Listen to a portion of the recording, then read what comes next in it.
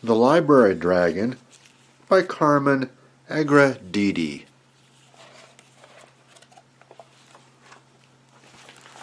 Sunrise Elementary had a big problem. The new librarian, Miss Lotta Scales, was a real dragon.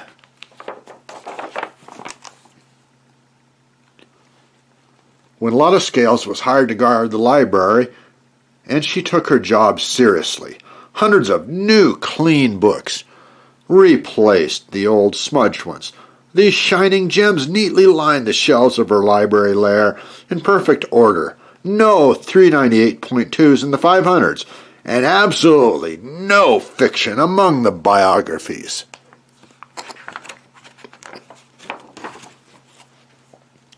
She kept a fiery eye out to make sure that no one removed any books from the shelves. Her motto was, "A place for everything, and that's where it stays." The very thought of sticky little fingers, touching and clutching, pawing and clawing, smearing and tearing her precious books just made her hot under the collar.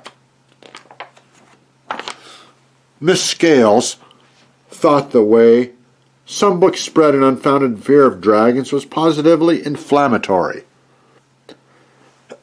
Books that depict cruelty to dragons should never have been published in the first place.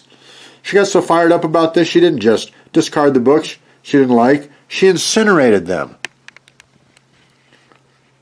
The kids watched in awe.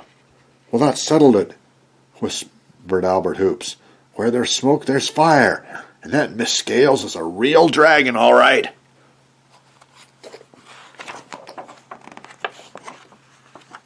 Not surprisingly, the kids at Sunrise Elementary School began to dread Library Day. It wasn't long before the teachers stopped sending the children to the library. They kept coming back singed.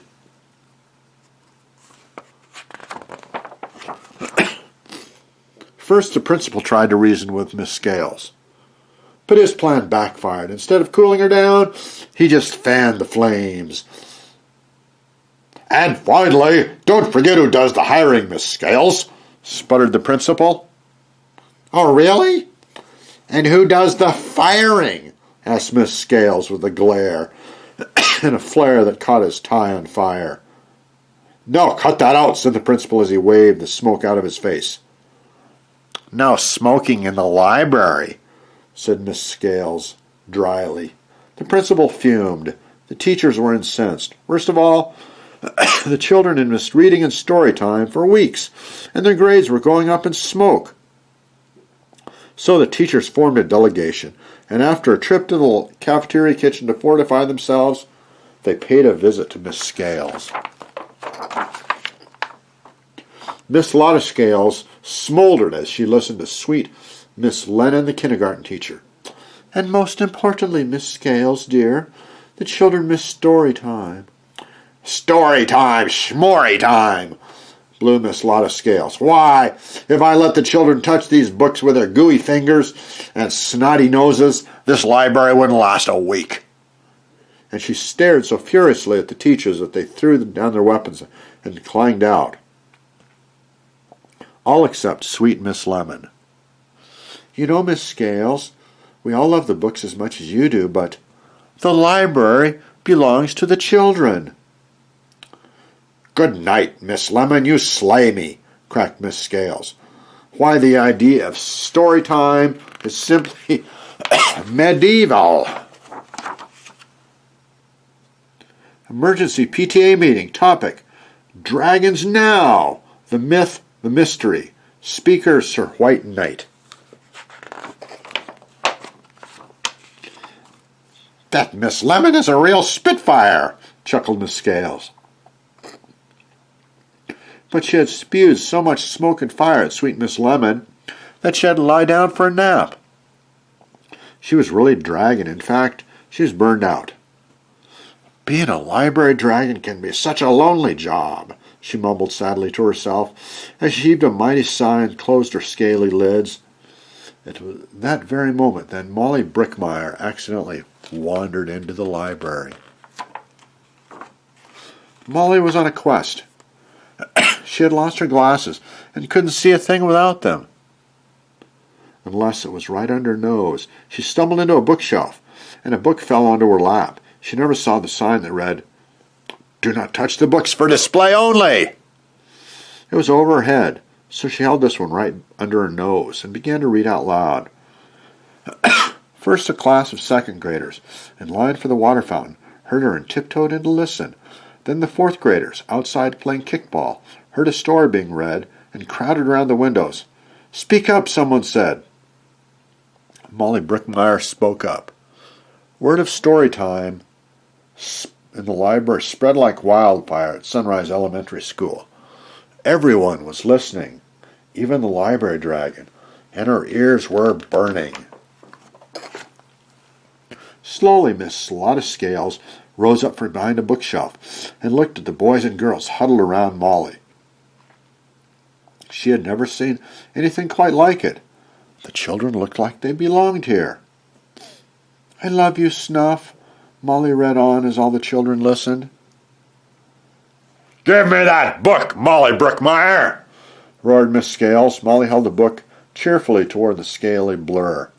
Miss Lotta Scales took the book and eyed it suspiciously as it hung from her claw. First she sniffed it. Then she checked the spine for cracks. Then she checked each page for stains and smudges. Finally, Miss Scales looked around at the children and cleared the smoke from her throat. "Now, where were we? Why, yes. I love your Snuff." At first the children were too nervous to listen, but when Molly Brickmeyer climbed up onto Miss Lotta Scales' lap and didn't get scorched, they relaxed. "You're warm, miss," whispered Molly. "Don't interrupt," Miss Scales cracked. Everyone was listening so intently that they almost missed it. As she read, Miss Lotta Scales' scales began to fall on the linoleum floor with a clickety-clack, clickety-clack, clickety-clack, until all that was left was Miss Lottie, librarian and storyteller, sitting in a mountain of yellow, green, and purple scales, with Molly Brickmeyer, dragon slayer extraordinaire, on her lap. The rest of the children warmed up to Miss Lottie right away. The changes in Miss Lottie's new kid-friendly library were hard to miss. Not surprisingly, the kids at Sunrise Elementary School began to love Library Day. Miss Lottie's transformation, however, was not complete. Mind your library matters. Treat a book like you treat a friend. You don't wipe your nose on your friend. Remember to check hurt books into our book hospital. Return books when due so others can enjoy. This is a library, not a bookstore. If you need help, ask. That's why I get paid the big bucks. Quiet, please. Whisper in the library. Yell on the playground. Happy reading, bumpkins.